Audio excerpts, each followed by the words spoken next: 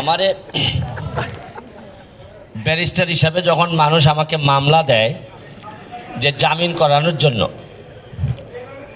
ধরেন কারো ভাই কারো চাচা বাবা জেলে আছেন, তা আমাকে বলে যে প্লিজ যত দ্রুত সম্ভব জামিন করাইতে হবে, একেবারেই আমারে শান্তি দেয় না। তো জেলে থাকলে মানুষ আসলে বেরিয়ে যেতে চায়, একদিনও জেলে থাকতে চায় না। কিন্তু সমস্যাটা কোথায় জানেন? জেল থেকে তো বের হইতেই চায়, কিন্তু এখন আমার অবস্থাটা এরকম, আমি এমন এক দেশের এমপি হয়েছি যে দেশের বেশিরভাগ মানুষ এই দেশটা ছেড়ে দিতে চায়। যে কোনো জায়গার ভিসা নিয়ে আসলেই হয়। আমার সিলেটে তো বিশেষ করে 4 লাখ টাকা এক জায়গায় হইলেই কেউ কানাডা যাইতে চায়।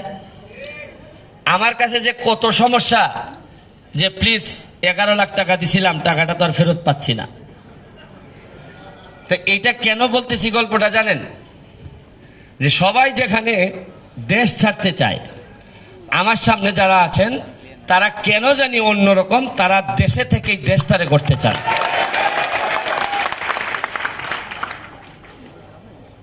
আমি আরেকবার বলছিলাম এইখানে এসে আপনাদের একটা প্রোগ্রামে,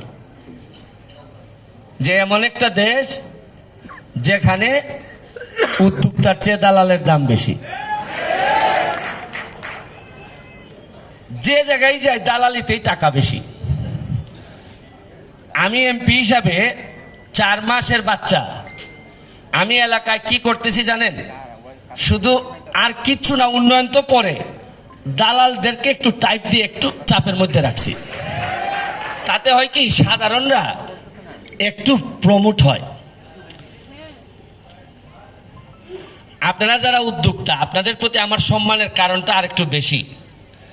আমি কালকে রাতে 3:30টার সময় আমার এলাকা থেকে আসছি শুধু আপনাদের এখানে অ্যাটেন্ড করার জন্য। আমার কিছু লোক আছে দেখবেন নৌকায় উঠে সমুদ্র পাড়ি দিয়ে বিদেশে চলে যেতে চায়, আমাদের বঙ্গোপসাগর পাড়ি দেয়। তো ওদের কি হয়, এইরকম ভাসমান জায়গায় এরা হয়তো 1 দিন থাকে, 2 দিন থাকে, তারপর হয় সে মারা যায়, আর নাইলে সে যে দেশে যাইতে চায় ওই দেশে সে মাসখানেকের ভিতর পৌঁছায় যায়। কিন্তু আপনারা এমন একটা স্রোতে ভাসমান অবস্থায় আছেন, আপনাদের এতই সাহস, আপনারা জানি না যে কবে জায়গায় পৌঁছাবেন, তবে বেশিরভাগ সময় সমুদ্রেই থাকবেন আপনারা। এই কষ্টটা যে আপনারা সিদ্ধান্ত নিছেন, এই জন্য আপনাদের প্রতি আমার শ্রদ্ধাবোধ, কৃতজ্ঞতা।